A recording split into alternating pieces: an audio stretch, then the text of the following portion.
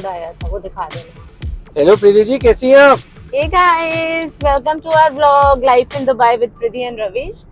आज मैं और रवीश जा रहे हैं दिल्ली अपने रिलेटिव से मिलने, और हम आज कराएंगे आपको दिल्ली की सैर from the comfort of our car. From the comfort of our car. Plane गया यार, बहुत जोर का प्लेन गया हमारे ऊपर से। Oh wow, very nice. जैसे कि आप सबको पता है कि हम आए हुए हैं इंडिया अपनी फैमिली से मिलने के लिए, और हम रहते हैं गुड़गांव। अब कहाँ पहुँचे हैं अभी जी? अभी हम पहुंचने वाले हैं धौला कुआं, और पूरा आर्मी कैंटोनमेंट एरिया है ये, वो आपको दिखाएंगे बाहर से। ऑफ कोर्स हम सिविलियंस हैं, हमें अंदर जाना अलाउड नहीं है, लेकिन हम आपको बाहर से इसकी सैर कराएंगे। Wow, wonderful roads, wonderful weather, clean blue sky with little bit of clouds. ये जो ऊपर जा रही है, दिस इज दिल्ली मेट्रो। आप देखिए, ये पिलर्स लगे हुए हैं सुंदर सुंदर, और ऊपर जा रही है, that this is Delhi metro.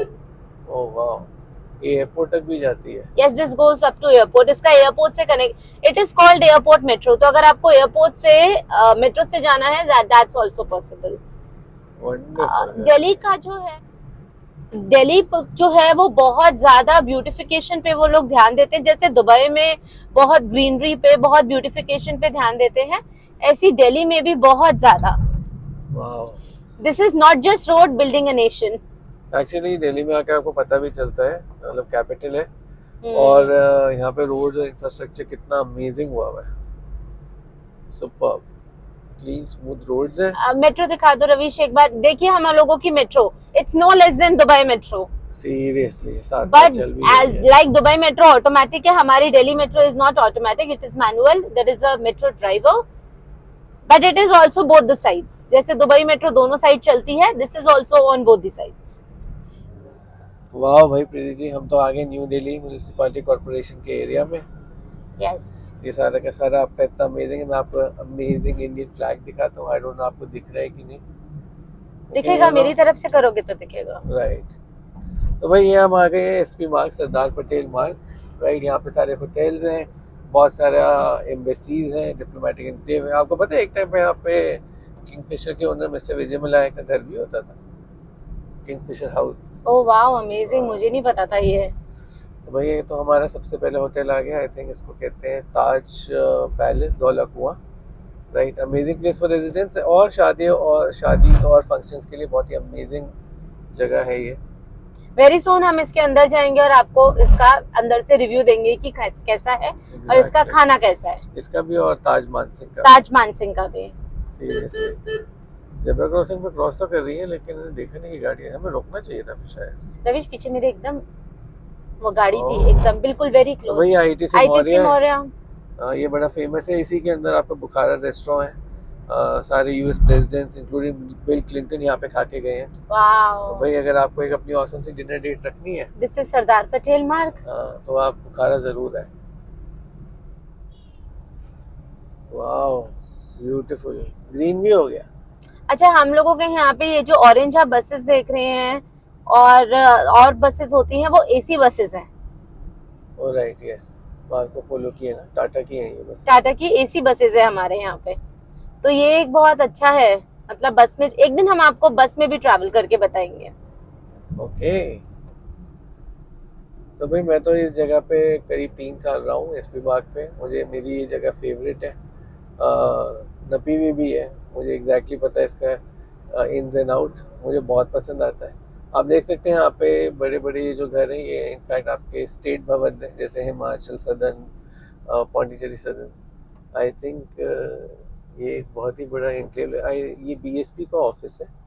Right, बड़ा ही ब्यूटीफुल, एकदम राष्ट्रपति भवन स्टाइल में बना हुआ है। तो यहाँ पर आपको इस तरीके से बहुत सारे डिप्लोमेटिक एनक्लेव दिख जाएगा, बहुत सारे एम्बेसीज दिखेंगे आपको, बहुत सारे स्टेट भवन भी दिखेंगे। और आपको पता है प्रीति जी, सबसे बेस्ट बात क्या है, हर स्टेट भवन के अंदर उनकी खुद की कैंटीन होती है। ओह वाओ, तो अगर आपको बहुत ही अमेजिंग और ऑथेंटिक साउथ इंडियन खाना है दिल्ली में, वैसे ऑप्शंस तो बहुत सारे होते हैं, तो आप आंध्रा भवन या फिर आप क्या कहते हैं केरला भवन जा सकते हैं। वहाँ पे नॉर्मल हम लोग जा सकते हैं कैंटीन में और खा सकते हैं। सबके लिए एक्सेस है। जैसे छत्तीसगढ़ भवन आया, अभी यहाँ पे कर्नाटका भवन आया, तो जैसे हर स्टेट की अपनी एक ऑफिशियल यहाँ पे रेजिडेंस और ऑफिस भी है। अमेजिंग अमेजिंग, पौंडीचेरी भवन भी आ गया। एग्जैक्टली, तो अगर आपको यहाँ पे पौंडीचेरी की क्यूजीन ट्राई करनी है और इनके पास अगर कैंटीन है, तो आप डेफिनेटली जाके ट्राई कर सकते हैं। अमेजिंग, ये तो पूरा मणिपुर भवन, असम भवन, it is all in one single row. Exactly तो इधर के पास में एक चाणक्य सिनेमा भी होता था पहले, और मैं आपको बता दूं वहाँ पे शाहरुख खान सर हमारे जाके क्या कहते हैं मूवी देखते थे, नहीं देखते थे, लेकिन जो सिगरेट वाले हैं वहाँ पे वो सिगरेट जरूर लेते थे। वाह अमेजिंग। हम आपको शाहरुख खान का स्कूल भी दिखाएंगे आज, क्योंकि जो कि है दिल्ली में। और मैं बहुत एक्साइटेड होती हूँ वहां उस एरिया से निकलने के लिए हमेशा। हम आपको जरूर दिखाएंगे शाहरुख खान का स्कूल। तो भाई अभी हम लोग निकल गए हैं। अब जो रेड लाइट आने वाली है वो है बहुत अमेजिंग, क्योंकि उसके अंदर आपको अगर याद होगा दांडी मार्च का जो स्टैचू है जो लगा हुआ है आपका 11 मूर्ति मार्ग में, उसकी फोटो होती थी 500 के नोट पे। अब वो आती नहीं है, लेकिन 11 मूर्ति मार्ग यहाँ पे बहुत फेमस है। 11 मूर्ति मैं आपको बता देती हूँ इसलिए बहुत फेमस है क्योंकि उसमें 11 एक्चुअली स्टैचूज है, तो इट इज कॉल्ड 11 स्टैचूज है विच इज कॉल्ड 11 मूर्ति। अब रवीश उनको सिग्निफिकेंट बताएंगे कि क्या उनका सिग्निफिकेंस है इसका। तो भाई आप जैसे कि देख सकते हैं, तो भाई ये 11 मूर्ति आपने देख ली, ये आपके दांडी मार्च है। सिग्निफिकेंस इसका ये है कि जब अंग्रेज यहाँ पे रूल करते थे इंडियन सब कॉन्टिनेंट में, जिसमें इंडिया, पाकिस्तान, बांग्लादेश सब होते थे, सॉल्ट पे टैक्स होता था। इनफैक्ट हर चीज़ पे टैक्स होता था, मेकिंग पेनीज ऑन डॉलर्स। तो गांधी जी ने कहा था कि भाई नमक जो एक एसेंशियल गुड है। बहुत सारे लोग ऐसे भी हैं जो सिर्फ और सिर्फ रोटी के साथ नमक और प्याज में लगा कर खाते हैं, तो भाई सॉल्ट पे टैक्स नहीं होना चाहिए। अंग्रेज इसकी बात मान नहीं रहे थे, तो इन्होंने भाई दांडी मार्च निकाली 1930 की स्टार्टिंग में। कई महीने वो मार्च चली, और जैसे जैसे वो मार्च गांव से और शहरों से निकलती थी, लोग बढ़ते रहे। दांडी करके आई थिंक गुजरात के अंदर, मेरे को एग्जैक्टली नहीं पता दांडी कहाँ पर है, लेकिन दांडी के बीच वो पहुंचे और वहाँ पर उन्होंने हाथ में नमक लिया और कहा कि आज से हमने अंग्रेजी हुकूमत की जड़ें जो हैं नींव हिला दी है, और अब आप सॉल्ट पे कोई भी टैक्स नहीं होगा। गांधी जी को जेल हुई बकायदा, लेकिन पूरे हिंदुस्तान में लोगों ने अपने आप जो है बिना टैक्स पे करे सॉल्ट बनाना और बेचना शुरू कर दिया। और इंडिया में अभी भी सॉल्ट बहुत ज्यादा सस्ता है, बहुत ज्यादा सस्ता रहता है, राइट। तो अभी हम जिस जगह पे आए हैं उसको 3 मूर्ति भवन कहते हैं, मतलब 3 मूर्ति चौक कहते हैं। इसको हाइफा चौक भी कहते हैं। ये आई थिंक जोधपुर लैंसर्स को सिग्निफाई करता है, जिन्होंने हाइफा पे, जो आज इजराइल के अंदर है, या फिर जेरूसलम को जो टर्किश या ओटोमन रूल है उससे फर्स्ट वर्ल्ड वॉर में फ्री कराया था। रवीश की हिस्ट्री बहुत ही अमेजिंग है। मैं हमेशा कुछ भी चीज रवीश से ही पूछती हूँ कि रवीश इस चीज का क्या सिग्निफिकेंस है। तो भाई जो आप सामने घर देख सकते हैं, ये जवाहरलाल नेहरू सर का जो था रेजिडेंस था। जब ब्रिटिश रूल करते थे इंडिया में, तब ये जो था आपका जो मिलिट्री चीफ होते थे ब्रिटिश इंडिया एम्पायर के, उनका ये घर होता था। तो भाई ये जो बना हुआ है आप अगर देख सकते हैं, तो यहाँ पे आपको गोल चक्कर बहुत दिखेंगे। तो इसको हम ल्यूटेंस दिल्ली कहते हैं, क्योंकि जो आर्किटेक्ट है सर एडवर्ड ल्यूटेंस, उन्होंने बनाया था ये। तो पहले तो प्लान ये था कि भाई दिल्ली को जो 1911 के बाद दरबार हुआ था दिल्ली में, जिसमें दिल्ली कैपिटल बना था पहली बार ब्रिटिश इंडिया का। पहले कैपिटल होता था कैलकाटा, शिफ्ट हुआ था यहाँ पे 1920s में और 30s में, फिर ये ल्यूटेंस दिल्ली बनना शुरू हुआ। पहले तो उसको न्यूयॉर्क की तरफ दिल्ली बनाने का सोचा था इन्होंने, क्रिस क्रॉस बनाएंगे विद रेड लाइट्स। फिर उन्होंने कहा कि नहीं, हम एवेन्यूज और बुलेवार्ड्स बनाएंगे और ट्रैफिक को मैनेज करने के लिए हम राउट अबाउट्स बताएंगे। तो आप देख सकते हैं कि जो बंदे को अगर यहाँ का आइडिया नहीं है, तो भाई आप पहले देखते चले साइन बोर्ड्स, क्योंकि अगर आप खुद जाएंगे तो आप गोल चक्कर में ही गोल चक्कर हो जाएंगे।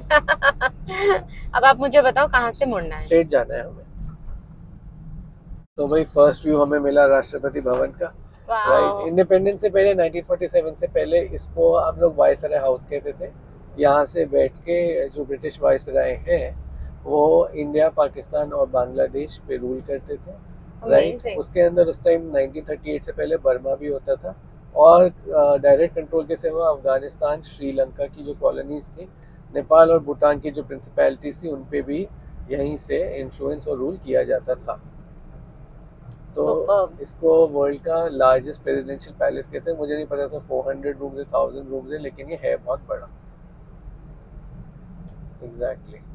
और आप एक चीज़ और इमेजिन कर सकते हैं कि ये बना है 1920s और 30s के अंदर, राइट। तो आप एम्बिशन देख सकते हैं अंग्रेजों का कि उनका तो प्लान ही नहीं था कि अगले 20 साल में उनको छोड़ के जाना पड़ेगा। उनका प्लान ये था कि ऐसे यू नो करके they will be here for ever.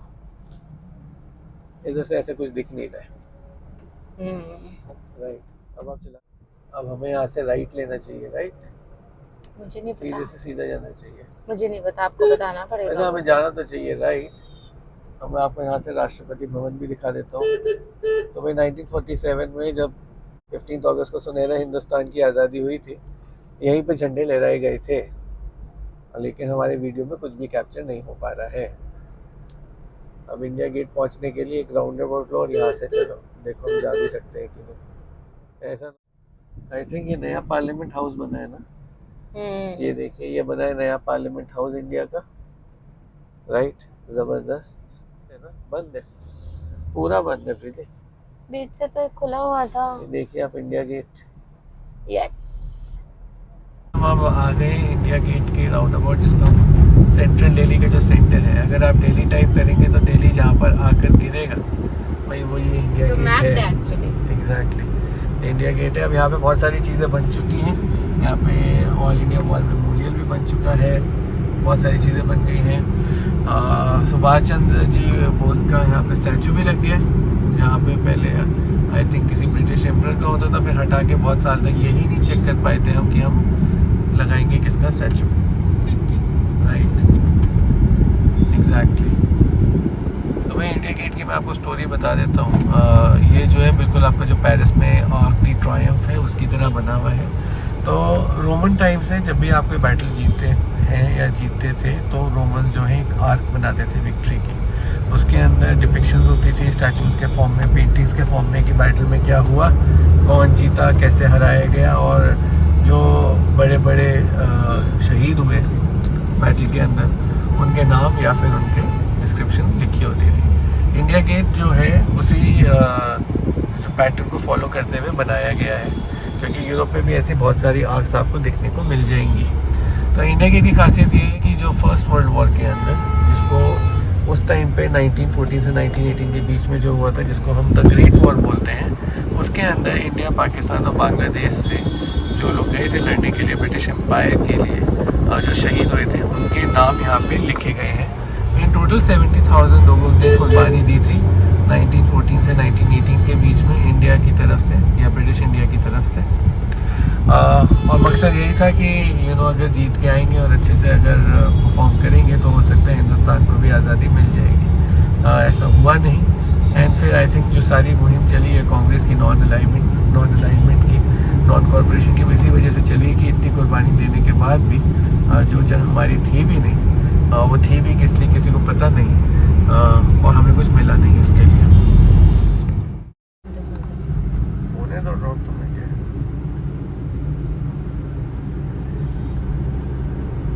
तुम तो ठहरी हिस्ट्री की, वो जो हिस्ट्री का बंदा उसको तो पसंद आएगा ना।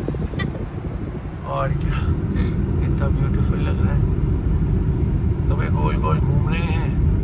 तो जब ल्यूटेंस डेली बनाया गया था तो अंग्रेज़ों ने ये चीज़ का ज़रूर ध्यान रखा था कि दिल्ली के अंदर जितने भी एवेन्यूज़ होंगे मेन उसके अंदर वो अपने ब्रिटिश नेम्स नहीं रखेंगे, इंडिया के रूलर्स का नाम रखा जाएगा जितने भी पुराने थे। तो यहाँ पर आपको अशोका रोड मिलेगी, राइट। यहाँ पर आपको शाहजहां रोड मिलेगी, अकबर रोड मिलेगी, आपको पृथ्वीराज रोड भी मिल जाएगी। यहाँ पे औरंगजेब रोड भी होती थी, अब उसका नाम APJ अब्दुल कलाम रोड हो गया। तो आपको अगर दिल्ली में आपका एड्रेस है कि भाई मैं रहता हूँ 72 पृथ्वीराज रोड दिल्ली 1, तो भाई फिर मानना पड़ेगा आप मीड इट इन लाइफ। तो अगर आप इंडिया के हिसाब से आपकी इंडिया ड्रीम है, जैसे अमेरिकन ड्रीम होती है, दिल्ली ड्रीम है, तो उसका सबसे बेस्ट जो सबूत है वो यही है कि आप इन जो है नेम्ड रोड्स में रहते हैं। और बहुत बड़े बड़े इंडस्ट्रियलिस्ट जितने भी हैं इंडिया के, उन सबका इस जगहों पे घर है।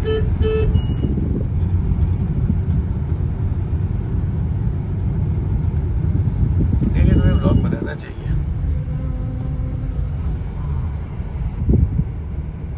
रात को बहुत ही सुंदर लगता है, इसमें ट्राई कलर लाइटिंग होती है और मतलब बहुत ही अच्छा लगता है। हम एक दिन यहाँ पे वॉक करने आएंगे, आप आराम से अंदर जा सकते हैं, वॉक कर सकते हैं, गाड़ी पार्क कर सकते हैं, और आराम से देख सकते हैं। चलते वाह, रहिए। इधर आपको पास से भी दिखा देंगे। ब्यूटीफुल से हाई अंडरपास से लेके। मैंने तो इस अंडरपास की बहुत तारीफ सुनी है, सुना है यहाँ की म्यूजिक बहुत ही अमेजिंग है। आज इस अंडरपास के 2-3 एग्जिट हैं, तो आपको बहुत केयरफुल रहना पड़ता है कि आप कौन से एग्जिट पे जाएंगे। वाह, ये सब इंडियन हैंडीक्राफ्ट, इंडियन आर्टवर्क जो है, ये वॉल्स पे इन्होंने लोगों ने पेंट किया है। दिस इज नॉट वॉलपेपर और anything, this is painted by me. और मुझे सबसे अच्छी बात लगती है कि अगर आप अंडरपास के अंदर भी आ जाए तो इतनी लाइटेड है ये, और उन्होंने इतना ब्यूटीफुल किया हुआ जैसे लग रहा है कि आर्ट गैलरी है, लग रहा है किसी वीडियो गेम के अंदर आ गए literally. It is so beautiful.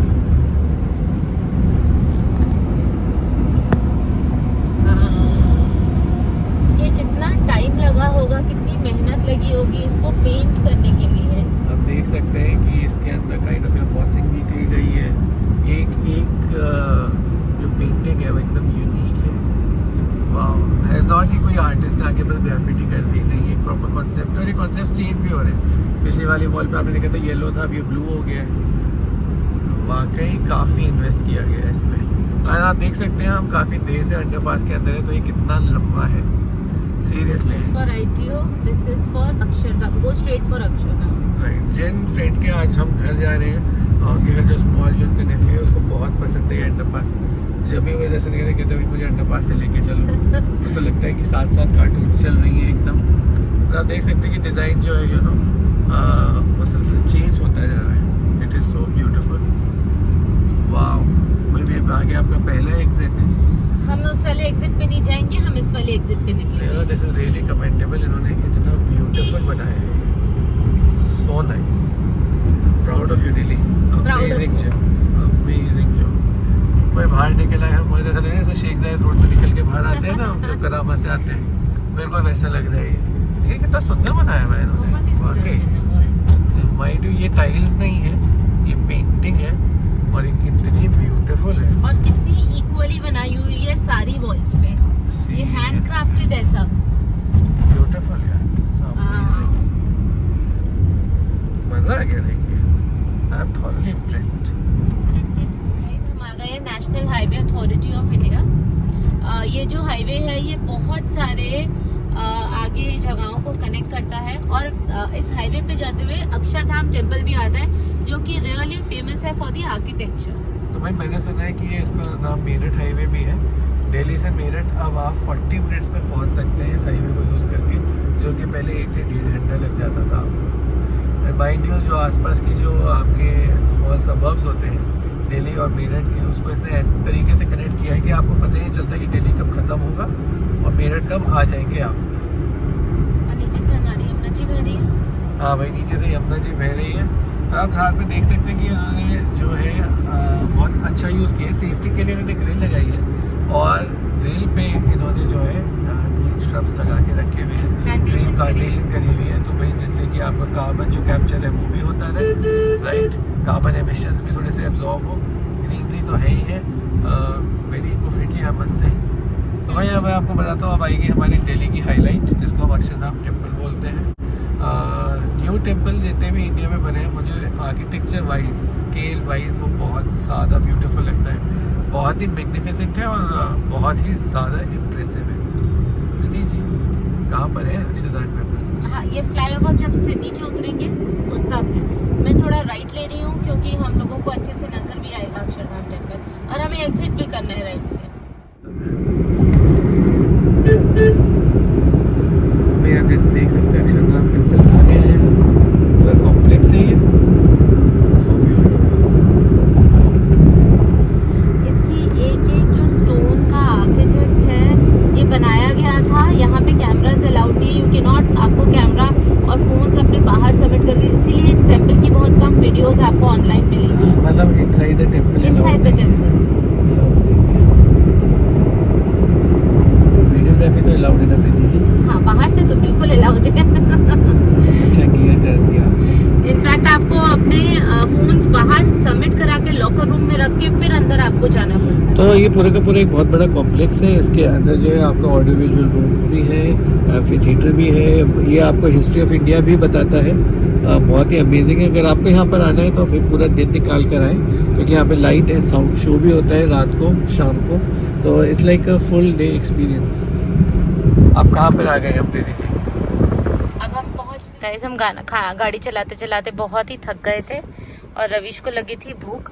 हम बहुत ही स्पेशल जगह पे रुके हैं। तो भाई छोले भटूरे वगैरह तो बहुत खा लिए, मैंने सोचा कुछ क्विंटेसेंशियल डेली ब्रेकफास्ट भी किया जाए, जो है शोले के अंगारे चिकन टिक्का रोल और साथ में हमारी हरी चटनी। और हमने कहाँ से लिए भाई? तो ये लिए हमने चावला तंदूरी जंक्शन से। ज़बरदस्त रहता है इनका चिकन। मैं आपको बता दूं कि ये जो है ये 1 रोल है मतलब, और उसको हाफ़ किया गया है। आप इमेजिन कर सकते हैं अपने आप में एक पूरी मील है। इतनी गर्म हो रही है ये, मैं छूने में भी हो रहा है, देखें ज़रा थोड़ा सा। ओह, ये देख लीजिए भर के इसमें चिकन। मैं तो अपनी फर्स्ट बाइट लेने वाला हूँ। फर्स्ट बाइट लेता हूँ फिर आपको बताता हूँ। चटनी है, बिस्मिल्लाह करता हूँ तो मैं खा के बताता हूँ कितना टेस्टी है। तुम कभी आओगे ना खिलाऊंगा तुम्हें। अमेजिंग है, अमेजिंग। प्रीति जी के घर गार्डन तो बहुत ही ब्यूटीफुल है। प्रीति क्या बात है यार, अच्छी जगह रहती है आप तो मैं क्या आपको कह रहा था आपको कि भाई आज हमने आपको किया, आपको दिल्ली का व्यूइंग दिखाई है। हमने देखे भवन, इंडिया गेट और एक बहुत ही ब्यूटीफुल अंडरपास जो प्रगति मैदान की तरफ से जाता है। तो भाई हमारे तो डेस्टिनेशन ये थे, रास्ते में जो जो पड़ा हमने आपको दिखा दिया। अगर आपको कुछ और भी दिल्ली में देखने का मन है तो भाई आप हमें ज़रूर बताइए, और आने वाले दिनों में हम आपको और भी चीज़ें दिखाते रहेंगे। तो स्टे कनेक्टेड विद अस।